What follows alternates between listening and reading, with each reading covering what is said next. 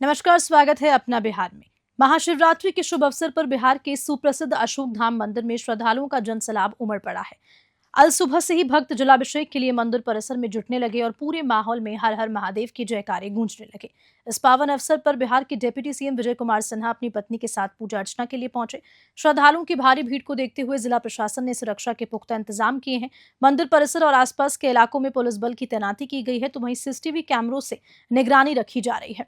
दोपहर बाद भगवान शिव की भव्य बारात अशोकधाम मंदिर से निकलकर विद्यापीठ चौक होते हुए नया बाजार बड़ी दुर्गा स्थान तक जाएगी, जिसमें गाजे बाजे और आकर्षक झांकियां भक्तों को आकर्षित करेंगी।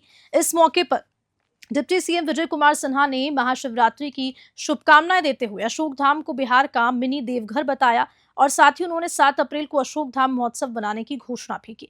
लखीसराय से संतोष कुमार गुप्ता की रिपोर्ट। भागलपुर से खबर है, जहां जिले के नारायणपुर प्रखंड के भवानीपुर थाना क्षेत्र स्थित मौजमा हाई स्कूल में एक गंभीर मामला सामने आया।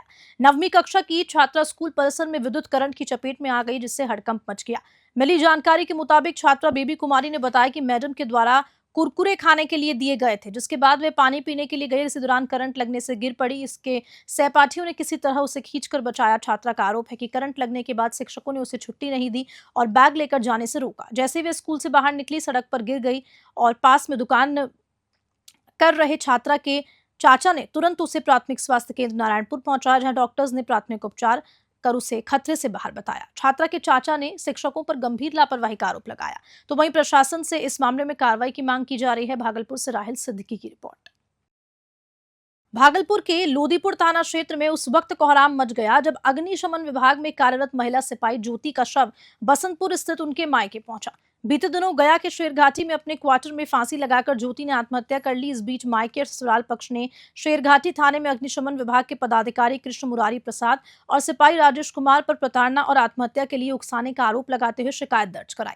मृतका के पति चंदन कुमार ने इसे आत्महत्या नहीं बल्कि हत्या बताया और कहा कि विभाग के अधिकारी और सिपाही उनकी पत्नी को मानसिक रूप से प्रताड़ित कर रहे थे और निजी काम करवाते थे। और साथ साथ गया के एसपी शैलेंद्र सिंह ने बताया कि मामले की गहन जांच की जा रही है।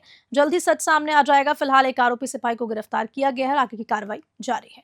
भागलपुर से राहिल सिद्दीकी की रिपोर्ट। यह हमारे निवास स्थान के समीप बसंतपुर गांव है। एक महिला सिपाही जो अग्निशमन की अधिकारी थी, सिपाही थी, और उसका संदेहास्पद हत्या हुई है। और ये हत्या आत्महत्या नहीं है, बल्कि ये पुलिसकर्मी लोग मिलकर के इसका हत्या, स्पष्ट होता है कि इसका हत्या हुआ। नाखून का दाग, एड़ी में दाग है। चंदन जी, हमारी पत्नी ज्योति कुमारी जी अग्नि 2023 में जब वो ज्वाइन की गया जिला में, जब से वो अनुमंडल में स्थापित हुई, तो उसको जो प्रभारी के माध्यम से बार बार प्रताड़ित और निजी कार्य करवाया जा रहा था, जिसके प्रभारी के विरुद्ध वो कदम उठाने पर हम आईजी सर के पास उसको लेके गए। जब आईजी सर का उसका ट्रांसफ़र लेटर के वापस किया, उस दिन से इसके ऊपर वो लग गए। मधुबनी जिले के कलुहाई प्रखंड के मलभल क्षेत्र में मध्या भोजन योजना के चावल की कालाबाजारी का बड़ा खुलासा किया। मामले में संवेदक, स्कूल के एचएम और विभागीय पदाधिकारियों की मिलीभगत सामने आई है। गड़बड़ी तब सामने आई जब संवेदक 3 स्कूलों के लिए एफएससी गोदाम में चावल लेकर निकला, लेकिन आवंटित चावल से कम मात्रा में स्कूलों के हेडमास्टर्स द्वारा रिसीव किया गया। मध्य विद्यालय कालिकापुर को 27 क्विंटल चावल मिलना था, लेकिन सिर्फ 5 क्विंटल रिसीव हुआ। मध्य विद्यालय मलमल पश्चिम को 17 क्विंटल मिलना था, लेकिन सिर्फ 10 क्विंटल लिया गया। और उक्रमित मध्य विद्यालय पुरसौलिया उत्तर को 21.5 क्विंटल चावल मिलना था, लेकिन सिर्फ 16.5 क्विंटल लिया गया। ग्रामीणों को इस घोटाले की भनक लगते ही एमडीएम चावल से भरी एक पिकअप वैन को रोक लिया, जिसके बाद गाड़ी का चालक मौके से फरार है। सूचना पर पहुंची पुलिस ने गाड़ी को जब्त कर लिया। मामले की जांच शुरू कर दी है। मामले की गंभीरता को देखते सदर एसडीओ अश्विनी कुमार ने तीनों स्कूलों का निरीक्षण किया और चावल वितरण में गड़बड़ी की पुष्टि की। उन्होंने तीनों हेडमास्टर्स को कड़ी फटकार लगाई और 3 सदस्यीय टीम का गठन किया। जांच टीम में प्रखंड के बीईओ, एमओ और एफएससी गोदाम के एजीएम को शामिल किया गया है। बीईओ योगेंद्र कुमार ने कहा कि संवेदक और तीनों स्कूलों के शिक्षक भी दोषी पाए गए हैं। जांच पूरी होते ही सभी पर एफआईआर दर्ज की जाएगी। मध्य विद्यालय मलमल पश्चिम के हेडमास्टर तो जांच टीम की मौजूदगी में ही हाजिरी बनाकर फरार हो गए। मधुबनी से शादाब अख्तर की रिपोर्ट। स्कूल परिसर में मलमल पश्चिमी में जो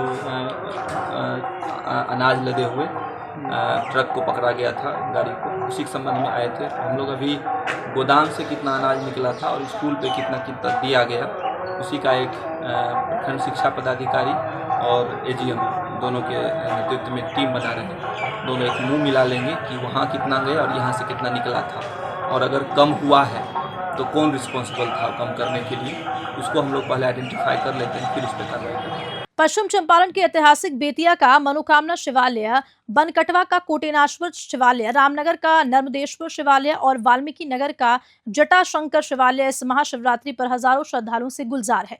भक्तों की लंबी कतारें मंदिरों के बाहर देखी जा रही है, जो भगवान भोलेनाथ का जलाभिषेक करने के लिए बेसब्री से इंतजार कर रहे हैं। ब्रह्मा मुहूर्त से ही श्रद्धालु मंदिरों में उमड़ पड़े और बाबा भोलेनाथ का जलाभिषेक कर आशीर्वाद प्राप्त किया। कई स्थानों पर भक्तों के लिए भंडारे का आयोजन किया गया, जहां श्रद्धालुओं ने प्रसाद ग्रहण किया। मंदिर परिसर के आसपास मेलों का भी आयोजन हुआ, जहां श्रद्धालु फल, सिंदूर और प्रसाद खरीदते दिखे। मनोकामना शिव मंदिर में विशेष पूजा और रात्रि में भव्य शिव बारात व श्रृंगार उत्सव का आयोजन किया जाएगा।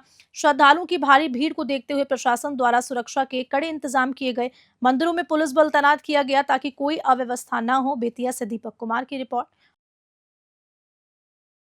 और इसी खबर के साथ बुलेटिन में इतना ही। नमस्कार।